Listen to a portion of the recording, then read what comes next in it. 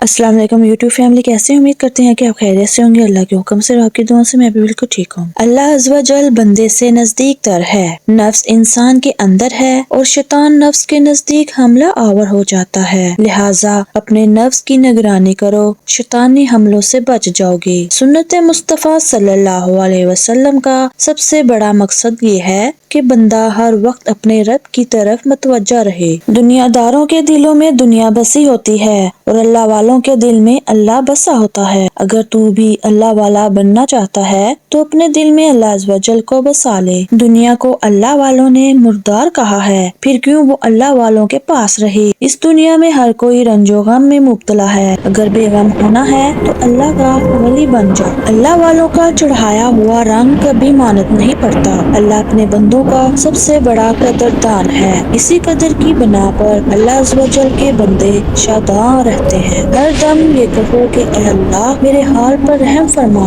اور مجھے اپنے خاص بندوں میں شامل رکھ، اور قدم قدم پر میں تیرا شکر ادا کرتی ہوں، مجھ پر رحم فرما اور جو میرے لیے بہتر ہو اسے کرنے کی مجھے توفیق عطا فرما۔ اللہ عز و جل کے سامنے شرمسار ہونا مخلوق خدا کے سامنے شرمسار ہونے سے بہتر ہے، کیونکہ وہ پھر بھی تیرا پردہ رکھے گا اور اپنی خطاؤں پر صرف اللہ کے حضور شرمسار ہوتا کہ وہ تجھے معاف کر دے۔ ہر صورت کا خالق اللہ عز و جل ہے، لہٰذا کسی کی شکل و صورت پر طعنہ زنی نہ کرو کہ کہیں اللہ عز و جل ناراض نہ ہو جائے، کیونکہ اچھے اور برے نفس بنانے والا انسان خود نہیں ہے۔ دکھ سکھ عزت و ذلت سب کچھ اللہ عز و جل کی طرف سے ہے۔ اگر کوئی بندہ یہ چاہتا ہو کہ مرنے کے بعد اس کی قبر تاریک نہ ہو بلکہ روشن ہو تو اسے چاہیے کہ دنیا میں نیکی کرے۔ نیک عمل قبر میں مثل روشن چراغ ہوگا۔ بھوک کو مٹانے کے لیے شدید بھوک کی حالت میں کھانے کی جو چیز مل جائے وہی سب سے بڑی نعمت ہے۔ اللہ عز و جل کے ہاں حسب و نسب کی بنا پر کوئی وقعت نہیں، کیونکہ قیامت کے دن حسب و نسب نہیں پوچھا جائے گا بلکہ بخشش کا دار و مدار نیکیوں پر ہوگا۔ اچھا عالم وہی ہوتا ہے جو کسی بات کو دوسروں سے پوچھنے میں ذلت و رسوائی محسوس نہ کرتا ہو۔ یہ دنیا عبرت کی جگہ ہے، تماشا نہیں ہے۔ لوگوں کی بد عملیاں علماء کی بے عملی کا گلہ رہے گا۔ حسد سے انسان کی بدبختی دور نہیں ہوتی، کیونکہ بخت کو بھی اللہ عز و جل ہی نے بنایا ہے، اس لیے حسد کرنے کا کیا فائدہ۔ درویش صرف اپنے آپ کو برائیوں سے بچانے پر زیادہ توجہ دیتا ہے تو پھر وہ کامیاب ہو جاتا ہے، اور کامیابی کے بعد جس پر توجہ دیتا ہے اسے بھی کامیاب بنا دیتا ہے۔ حقیقی دوستی میں مطلب پرستی نہیں ہوتی بلکہ دونوں طرف سے بھلائی ہی ہوتی ہے۔ کسی کو حقارت کی نظر سے مت دیکھ، کیونکہ ایسا کرنے سے گناہوں ہی میں اضافہ ہوتا ہے۔ اپنے ذہن کے منتشر خیالات کو ایک مرکز پر جمع کر لینا خلوت ہے۔ زبان دراز بیوی سے سکون قلب میسر نہیں آ سکتا۔ اس کی زبان درازی کا صرف یہی علاج ہے کہ اس کے سامنے خاموش رہ۔ اگر آج تو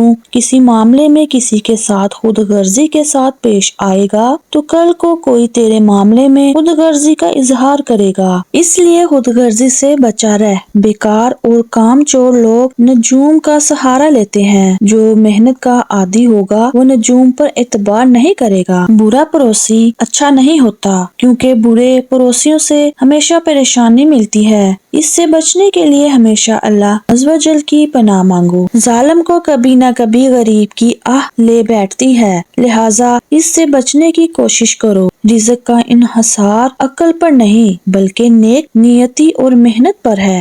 ہر کام میں اعتدال سے کام لے، کیونکہ اسلام کی بنیاد اعتدال ہی پر ہے۔ عیالداری خواہ کتنی ہی زیادہ کیوں نہ ہو، اللہ عز و جل کی مدد مانگتا رہ، وقت گزر جائے گا۔ ٹیڑھی سوچ والے شخص کو سالہ سوچ پر مائل کرنا بڑا مشکل ہے۔ خواہ کوئی آرام میں ہو یا پریشانی میں، موت ہر صورت آ کر رہے گی۔ تقدیر کے سامنے کوئی تدبیر کارگر نہیں ہوتی، اگر کارگر ہوتی ہے تو وہ صرف دعا ہی ہے۔ اللہ کے ولی اللہ عز و جل کو ہر وقت اپنے دل میں بسائے ہوتے ہیں۔ اس لیے اللہ عز و جل ہر وقت اس کے ساتھ ہوتا ہے، خواہ وہ کہیں بھی ہو۔ اللہ عز و جل راضی رہے تو اس کے دوست خوش ہوتے ہیں، اللہ عز و جل اگر ناراض ہو تو وہ روتے ہیں، اور اس کے ہنسانے سے اس کا دوست ہنستا ہے اور اس کے رلانے سے اس کا دوست روتا ہے۔ اے میرے دل، جب تو نے یہ مان لیا کہ کوئی مصیبت اللہ عز و جل کے حکم کے بغیر نہیں آتی تو پھر صبر اور رضا سے کام لے،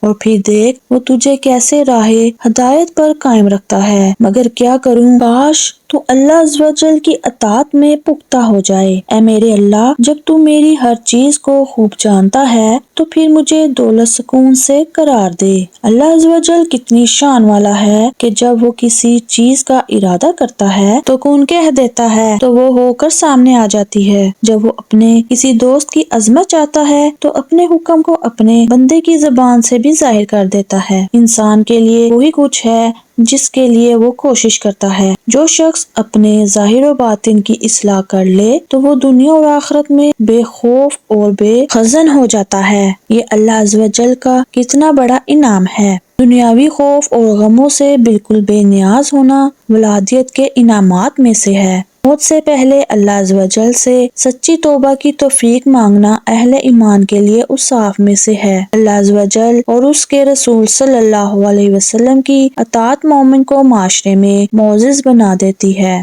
اتباع مصطفیٰ صلی اللہ علیہ وسلم کے بغیر نجات کا کوئی اور ذریعہ نہیں ہے۔